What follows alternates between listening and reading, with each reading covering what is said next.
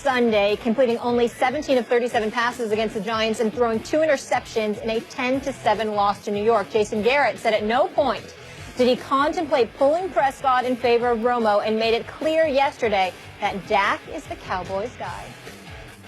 You can make it as simple or complex as you want to make it.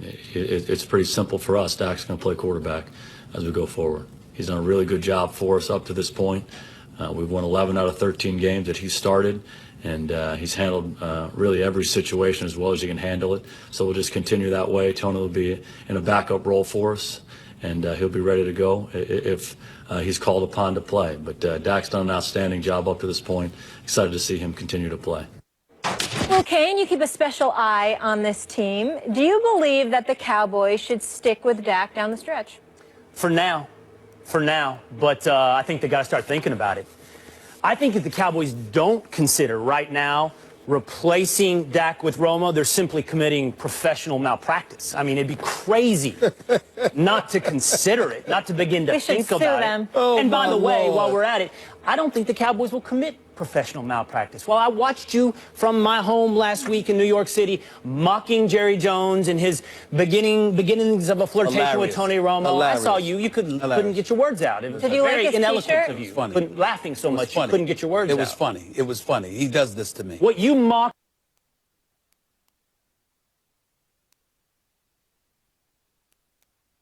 is actually genius. What you mock is good management. Let me share this with you. This is Clarence Hill. He's a beat writer for the Fort Worth Star-Telegram. I know Clarence. Apparently, Jerry, Clarence is very good. And Jerry was on ESPN Radio this morning in Dallas saying factors that could cause a quarterback change. And he compared it to porn. He said, I don't know. Compared it to porn. Well, very eloquent. It's very important. I'm not done. It's very important. But you need to repeat that for everyone. You'll win if you stop me halfway. Okay, go ahead. He compared it to the Supreme Court's definition of porn, which is, I don't know what it is, but you'll know it when you see it. I can't define it, but you know it when you see it. Okay. The Cowboys need to think about this. Number one, this is a Super Bowl team. This is not a playoff team. This is a team with a legitimate chance to win the Super Bowl. And if that's the case, which quarterback gives you the best chance to do so? The Giants game and the Vikings game should give you some doubts about Dak. Not so much that he should be benched. 11 straight wins, the guy gets some leash. 11 straight wins, he can make a few mistakes. 11 straight wins, he can face some adversity. But if you're not thinking about it, you're not thinking about, what, another game or two like this with 2 picks, another game or two like that, I've got a $100 million backup sitting over here, then you'd be committing malpractice. The Cowboys better be considering the scenarios where Tony comes in. Well, first of all, I must confess to you, you left me almost speechless because I'm thinking about porn in the Supreme Court and they're talking about how you don't really know what it is until you see it. I don't know how you don't know what it is until you see it. But I'm just saying. I got a whole new tool in my toolbox. I'm just saying. Throw porn on the table when you're off the show. You stalled me there for a second. I got frozen there for a second, but I'm back. Let me get this straight. Because I can't believe I don't know whether I'm talking to Will Kane or Max Kellerman. So let me get this straight. Dax should stay in the game. He should stay in the lineup, but at the same time, you're not sure whether he should stay in the lineup because he would be considering, professional malpractice if he doesn't consider it. So he should think about it, but it's really not going to happen. But I don't want to confuse you. I don't want to make it too hard, but you and Max, I got to give it to y'all. Y'all got me confused with this one. You got me there. Here's the reality. In the end, I really don't care. I entertain you, but the fact of the matter is that whether it's Dak or whether it's Romo, y'all ain't winning. That's all I care about. I don't give a damn who's your quarterback. It really doesn't matter to me this year. What I care about is that the worst fan base in American history, known as the Dallas Cowboy fans, led by the Will Canes of the world, end up miserable before February. That's all I care about. As long as you are miserable come February, I'm good. So you can sit up there and talk about Romo or Dak all you want to. You can sit up there and say Romo's definitely going to be in there and then come on the show and you're speechless because Dak is balling and then suddenly you don't know if it's going to be in there. So you drop the subject. You don't even want to talk about it when you come on the show. And then a week later after Dak Prescott struggles against the Giants, here you come again talking about it's something we're considering. This is what it is. Nothing if not consistent. No, now you have nothing. I have been talking about the opportunity for Tony to contribute. Listen.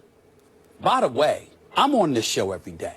Yeah. And the fact of the matter is that there was a week you came in here, we actually didn't talk about the Cowboys. You know why? Because Will had nothing to say. Will has nothing to say. I'm not telling people what happens if you say stuff like that. Will had nothing to say because that was afraid of me, and you know it. Come on. Will had nothing to say because Dak was balling. And we knew that Tony Romo had gave that concession speech, that retirement speech that he gave, you know, damn near crying for crying out loud. That didn't happen? If there's ever, Go ahead, Max. if there's ever a week, Max Kellerman, when I'm not here, it's because you and Stephen A. have said we can't handle Will this week. Oh, please. Would you like the truth now? Dak Prescott is the quarterback of the Dallas Cowboys because he's 11-0 against non-Giants teams. And even the 2 losses to the Giants were very close, and the Giants are a bad matchup for the Cowboys, particularly as their defense rounds into elite form, as it seemed to do against the Cowboys. Dak otherwise is 11-0 against the rest of the league. He's a baller, and even ballers are entitled every now and then to some stinkers, which is what he had against an elite defense in a rivalry game on the road, which is where those stinkers sometimes take place. And they still had a chance to win at the end.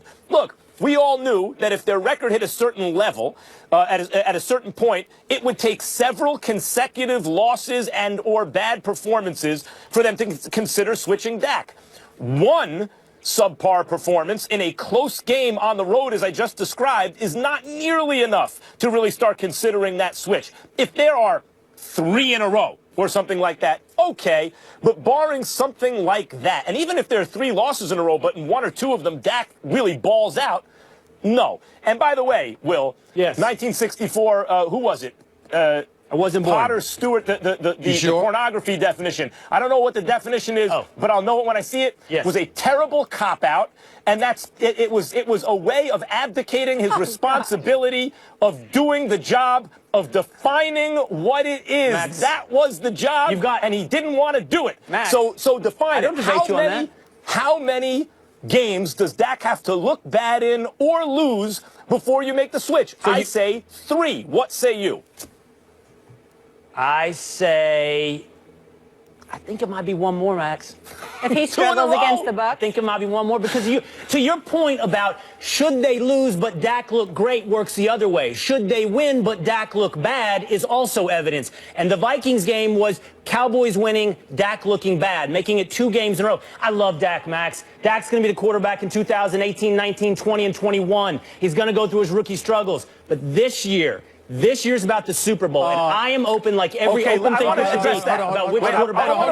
Hold on, I want to address that. I want to address the Super Bowl of it all. Yeah. Yes, you should never let those opportunities slide by or take it for granted, no matter how good you think the guy's going to be for how long. You never know when that's going to happen again. On the other hand, I think it's difficult to make the argument that Romo actually gives you a better chance the way Dak has played this year.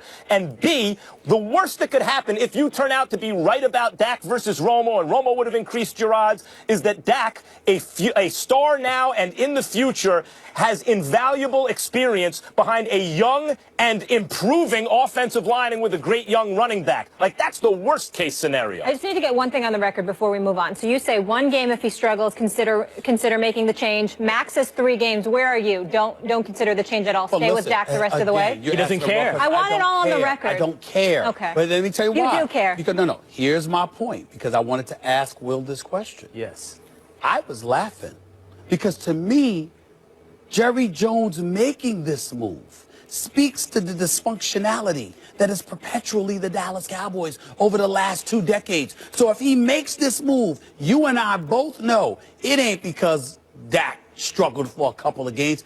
It's because that's who they wanted in there all along, and they found the excuse. And to me, that is the recipe that will divide this team. I'm wrong about that? I just can't decide what I'm more excited about. The Cowboys win the Super Bowl from my own joy, or the moment I walk on this set and look you in the eye and deny you every hope and dream you ever had. It will not happen. It will not happen, Will. It will not happen. You, I will not invite me. That's what you want to invite me. Oh, I promise you. You'll be invited. I will laugh in your face for the misery that you will suffer from. Are we on in recess? Can we talk about more of his dysfunction? About to play a kickball game? There's a little dysfunction going on in Buffalo. Let's get into that. Rex Ryan's Bills have now lost 5 of their last 7 games and are all but eliminated from the postseason. Rex is now 14-15 in 2 seasons with Buffalo and said Monday that he assumes he will be the Bills coach in 2017. Stephen A. has seen enough. Rex Ryan.